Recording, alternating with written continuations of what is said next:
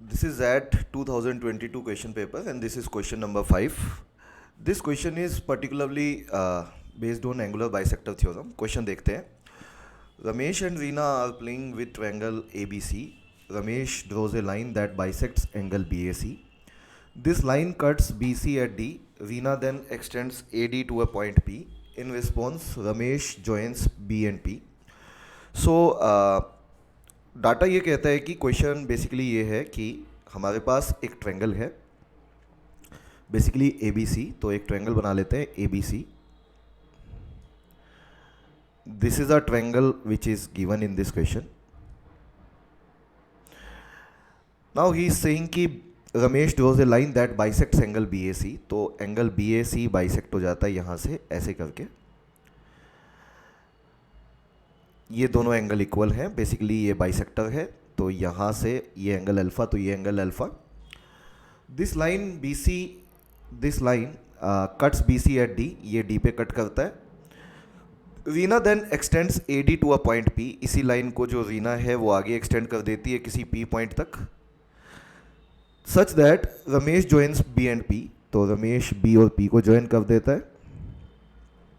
Reena then announce that B D bisects angle B P A.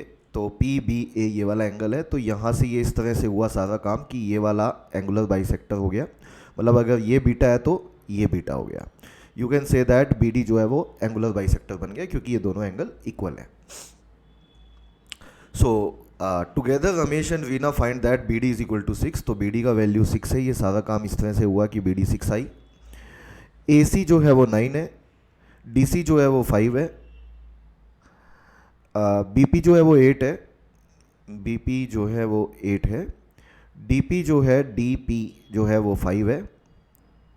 तो how long is AP. AP का value बताना है हमें. AP की पूरी कंप्लीट लेंथ बतानी है हमें क्वेश्चन में. तो देखिए इस क्वेश्चन को कैसे करेंगे. बट इस क्वेश्चन को करने से पहले लेट मी टेल यू कि there is a theorem known as angular bisector theorem. तो एंगुलर बाइसेक्टर थ्योरम क्या कहती है basically. Angular bisector theorem says that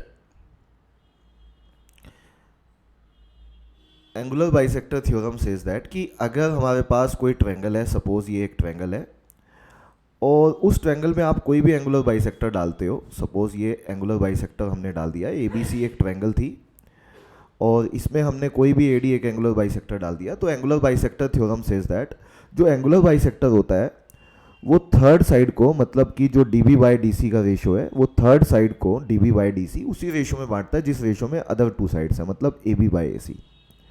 तो basically A B by A C का रेशो आप D B by D C के बराबर बोल सकते हो. ये एंगुलर बाइसेक्टर थ्योरम है. तो अगर ये थ्योरम हम यहाँ पे लगाते हैं सबसे पहले ट्रायंगल ए बी सी के अंदर, तो ट्रायंगल ए बी सी में आप पाएंगे कि A B by A C should be equals to D B by D C. D से बी और डी से सी. और इसमें अगर हम वैल्यू फिल करते हैं तो ये हो जाएगा. ए बी मुझे पहले निकालनी है. ए सी 9 पता है. डी बी 6 है और ये 5 है.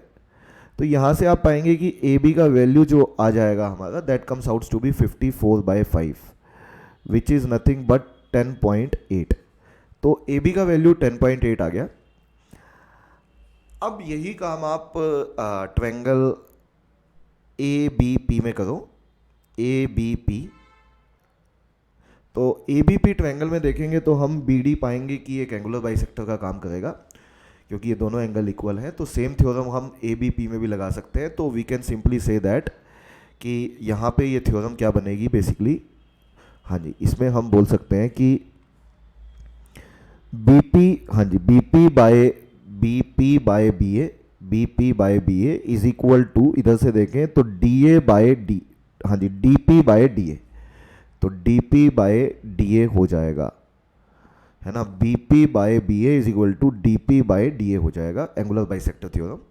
और इसमें अगर हम वैल्यू देते हैं तो बी पी का वैल्यू 8 है, बी ए का वैल्यू 10.8 है, डीपी का वैल्यू 5 है और एडी का वैल्यू मुझे निकालना है सबसे पहले. तो एडी आप पाएंगे, एडी बन जाएगी आपकी 10.8 इंटू 5 करोगे तो 50 + 4 54 हो जाएगा. तो एडी का वैल्यू आ जाएगा हमारा 54/8 और which is nothing but 27/4 and which is nothing but that comes out to be 6.75।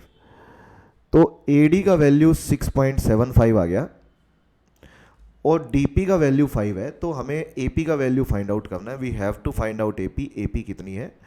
तो AP बराबर है AD प्लस DP के। तो AD का वैल्यू जो है वो 6.75 है और DP का वैल्यू जो है वो 5 है। तो we can say that 11.75 centimetre answer आना चाहिए क्वेश्चन का। आंसर ऑप्शन बी मैच करता है, यही सवाल का सही आंसर है, आंसर ऑप्शन बी।